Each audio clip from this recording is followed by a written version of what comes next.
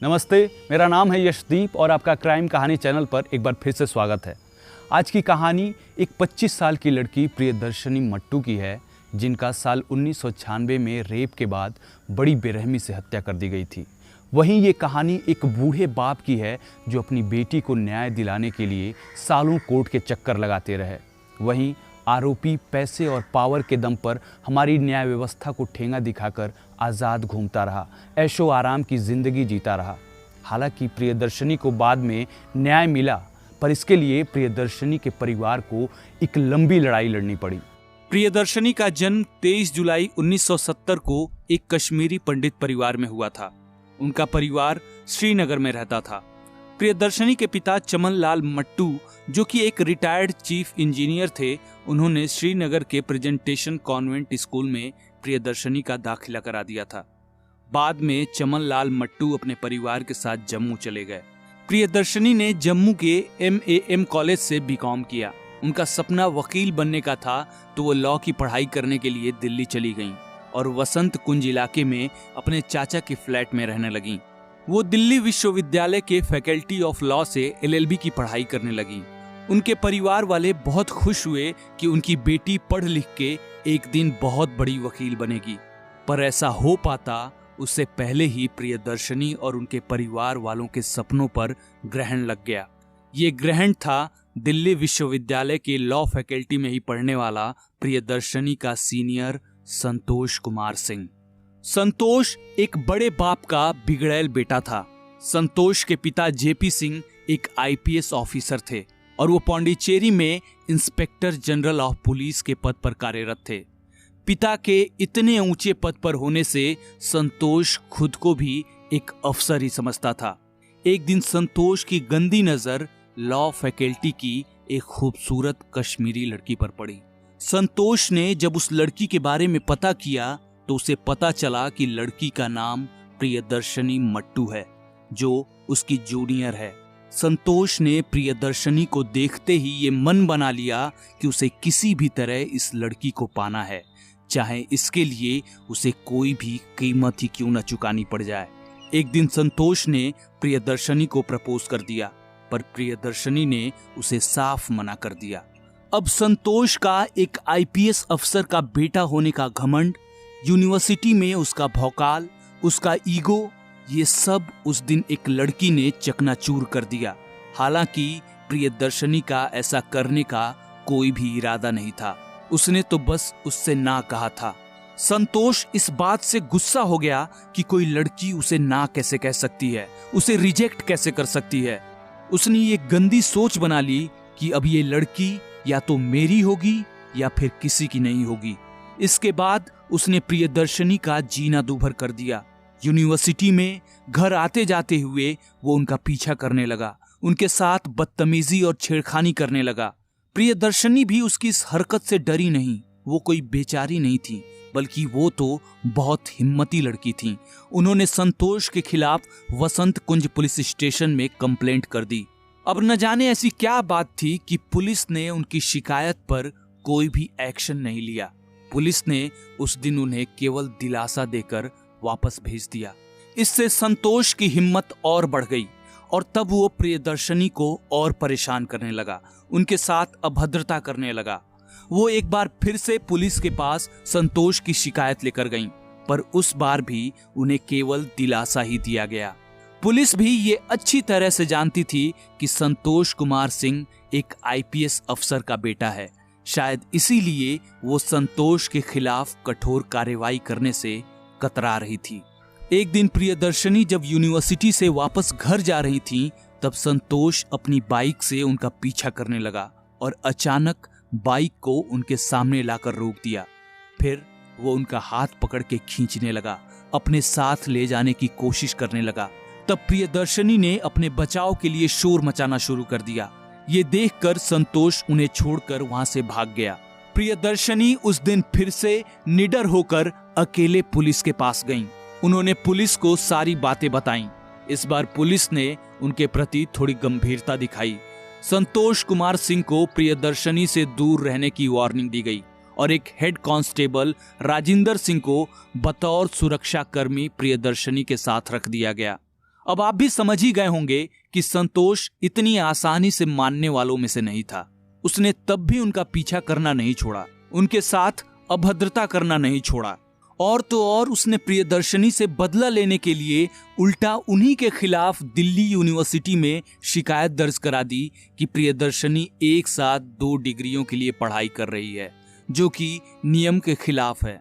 संतोष को लगा था कि प्रियदर्शनी को लॉ की पढ़ाई करने से रोक दिया जाएगा और वो अपने आप को बचाने के लिए उसके पास गिड़गिड़ाते हुए आएगी, पर उसके ये सपने तब हवा हो गए जब प्रियदर्शनी ने सबूत दिए कि वो एक समय में एक ही डिग्री के लिए पढ़ रही हैं। उन्होंने बताया कि वो एमकॉम की पढ़ाई तो बहुत पहले ही खत्म कर चुकी हैं, अब वो केवल लॉ की ही पढ़ाई कर रही हैं।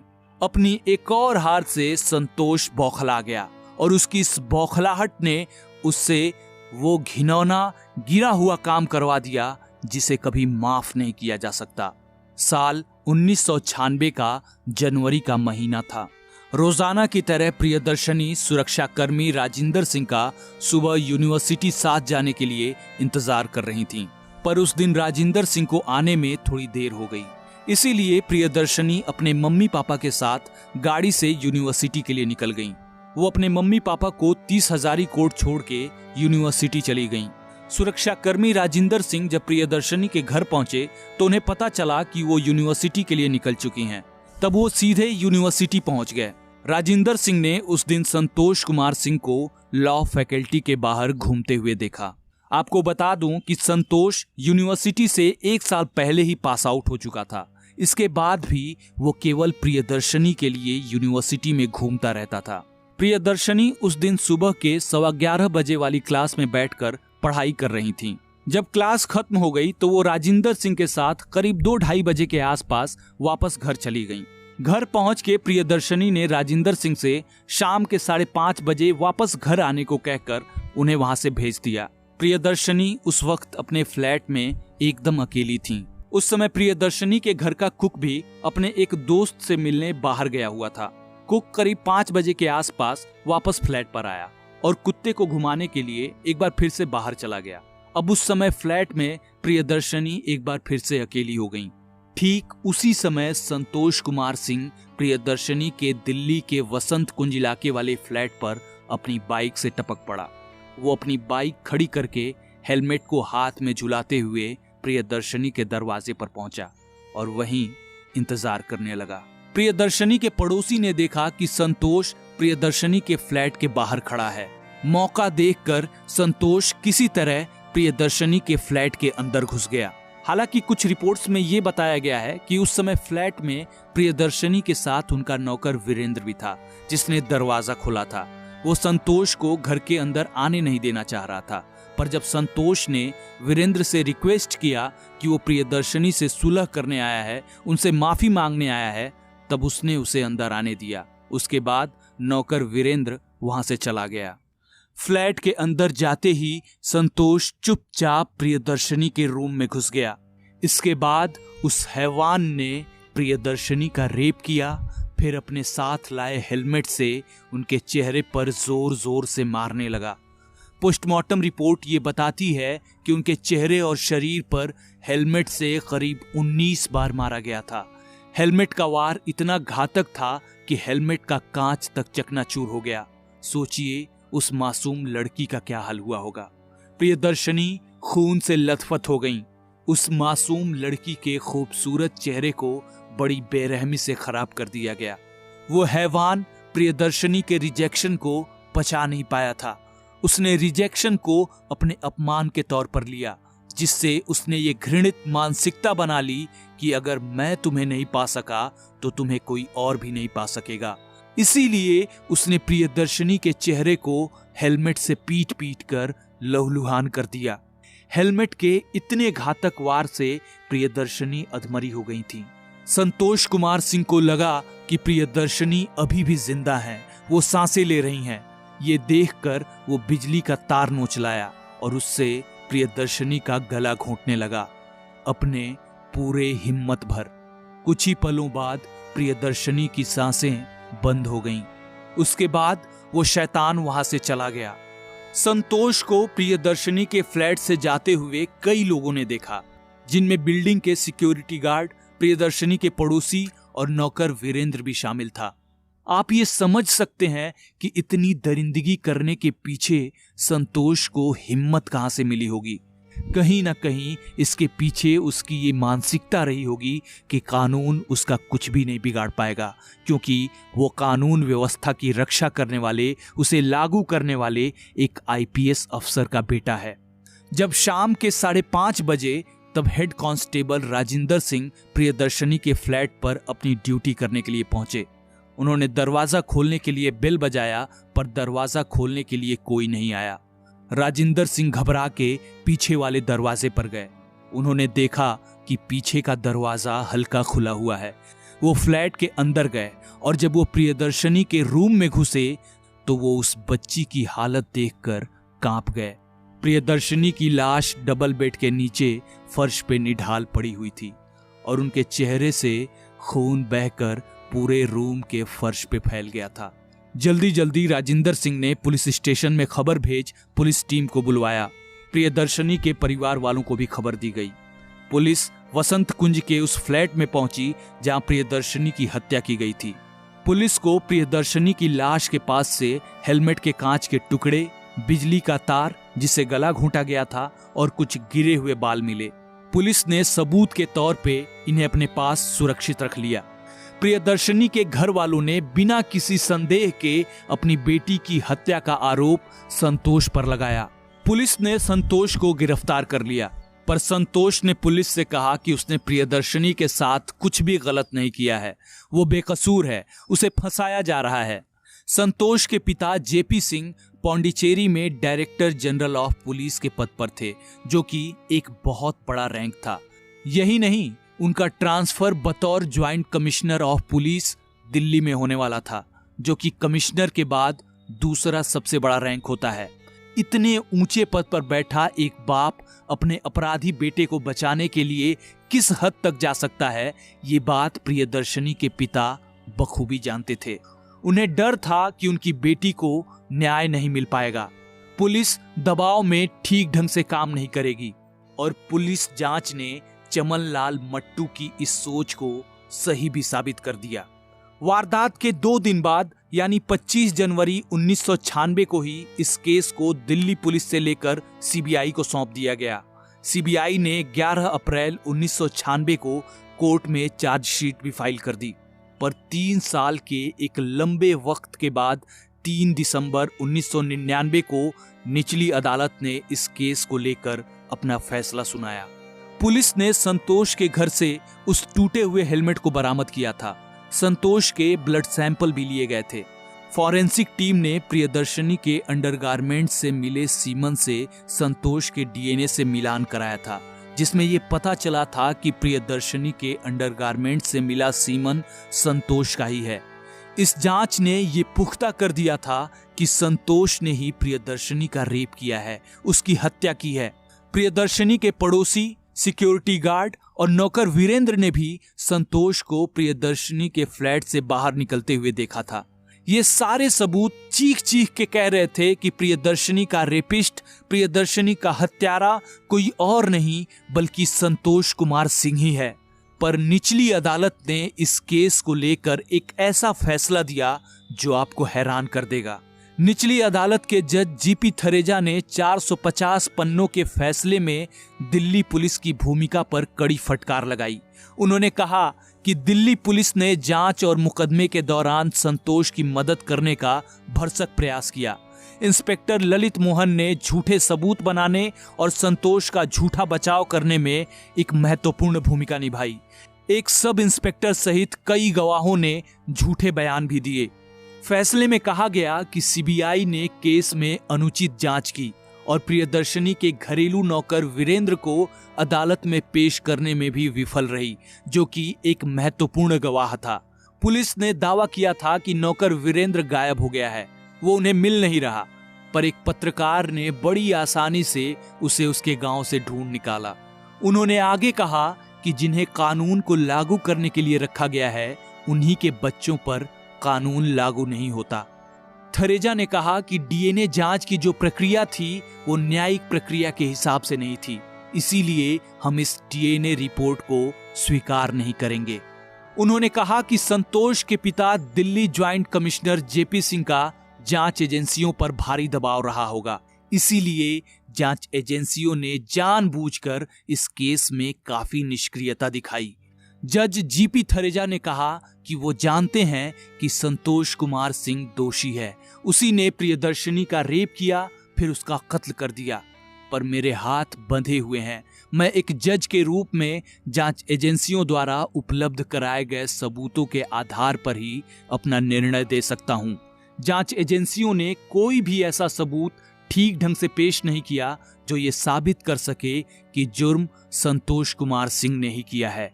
इसीलिए संतोष कुमार सिंह को संदेह के बिना पर यानी बेनिफिट ऑफ डाउट के आधार पर बरी किया जाता है।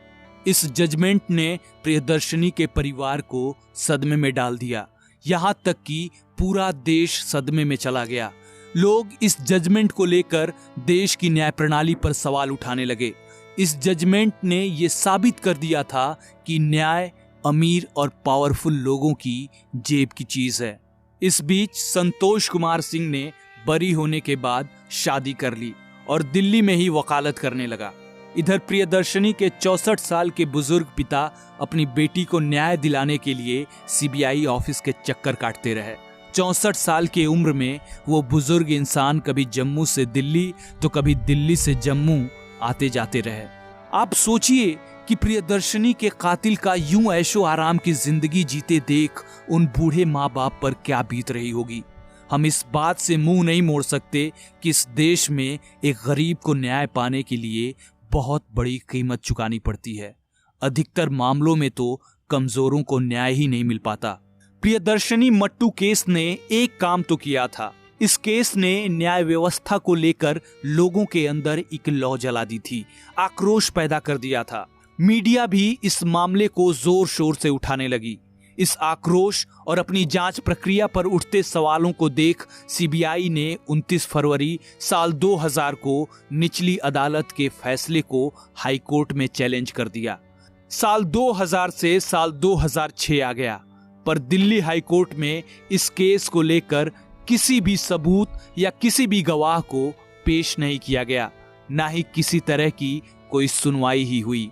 इस बीच में प्रियदर्शनी के पिता का सीबीआई के दफ्तर के चक्कर लगाना, जम्मू से दिल्ली और दिल्ली से जम्मू आना जाना लगा रहा।